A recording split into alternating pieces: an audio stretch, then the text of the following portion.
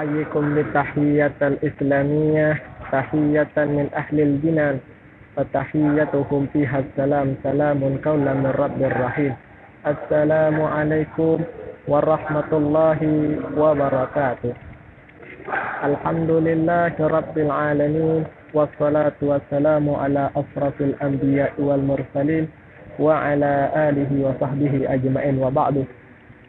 Kawan-kawanku seperjuangan yang dirahmati oleh Allah Subhanahu wa taala, yang saya muliakan, Al-Ustaz Dr. Kusnadi MA selaku dosen pengampu saya dalam mata kuliah tafsir ayat hadis manajemen. Baiklah, di sini saya akan menjelaskan ayat dan hadis tentang manajemen kejujuran. Islam adalah agama yang mengajarkan kejujuran dan kebenaran. Betapa tingginya nilai kejujuran ini sampai-sampai Nabi Muhammad sallallahu alaihi wasallam sejak sebelum ia diutus oleh Allah Subhanahu wa taala sebagai seorang nabi dan rasul. Beliau dikenal bagi orang-orang yang sangat jujur dan amanah. Kejujuran beliau dikenal seluruh penjuru dunia. Bahkan masyarakat Arab memberikan beliau gelar dengan julukan Al-Amin, orang yang dapat dipercaya. Kejujuran ini menjadi sendi atau pilar dan bahkan pintu masuk menjadi orang muslim. Lalu para sahabat dan kawanku yang saya cintai, kejujuran ini juga merupakan puncak akhlak yang sangat mulia, sifat yang dicintai oleh Allah Subhanahu wa taala, dan tidaklah seorang itu berhias dengan kejujuran kecuali dia akan beruntung baik di dunia maupun di akhirat kelak.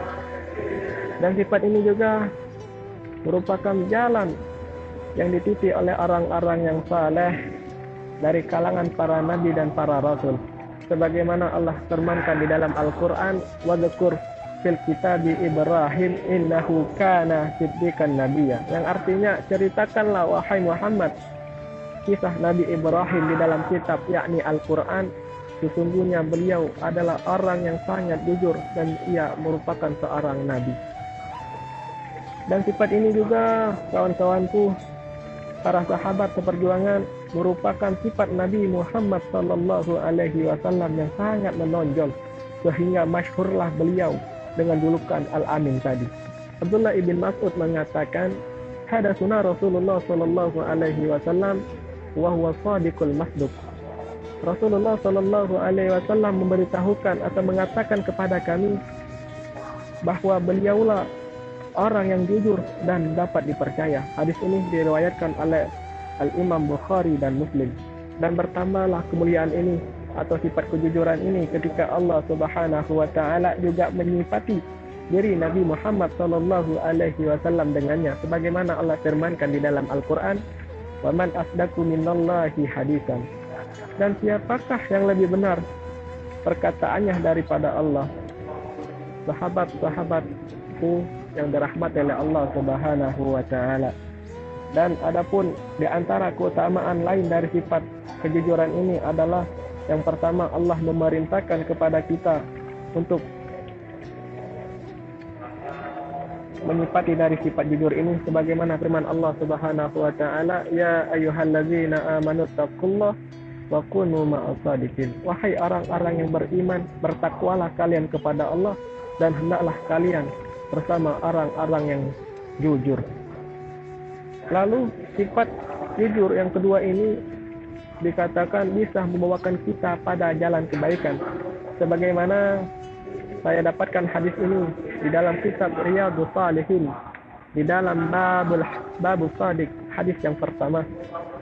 Ani bin Mas'udin radhiyallahu anin Nabi sallallahu alaihi wasallam qala, "Inna sidqa yahdi ilal bir wa innal birra yahdi ilal jannah wa inna rajula la yasduqu hatta yuktaba indallahi siddiqan wa innal kadhiba yahdi ilal fujur wa innal fujura yahdi ilan nar wa inna rajula la yakdzibu hatta yuktaba indallahi kadziban." Muttafaqun alaih. Dari Abdullah ibn Mas'ud radhiyallahu an, hadirin para sahabat-sahabatku, kawan-kawanku seperjuangan, Semoga Allah Subhanahu wa taala meridai. Bersabda Nabi Muhammad sallallahu alaihi wasallam, sesungguhnya kebenaran itu atau kejujuran itu membawa kepada kebaikan, dan kebaikan itu akan membawakan kita kepada surga. Dan seseorang yang membiasakan dirinya untuk selalu berkata benar, berkata jujur, sehingga ia itu akan dicatat di sisi Allah sebagai orang yang jujur. Dan adapun orang yang seringkali bohong, dusta, akan membawakan ia kepada perbuatan yang kotor, dan perbuatan kotor itu akan membawakan ia ke dalam neraka. Sesungguhnya orang yang seringkali membiasakan dirinya berbohong, berdusta, sehingga dicatat di sisi Allah Subhanahu wa taala ia dikatakan orang-orang yang pendusta. Hadis ini diriwayatkan oleh Al-Imam Bukhari wa Muslim. Sahabat-sahabatku yang dirahmati oleh Allah Subhanahu wa taala dimanapun kalian berada.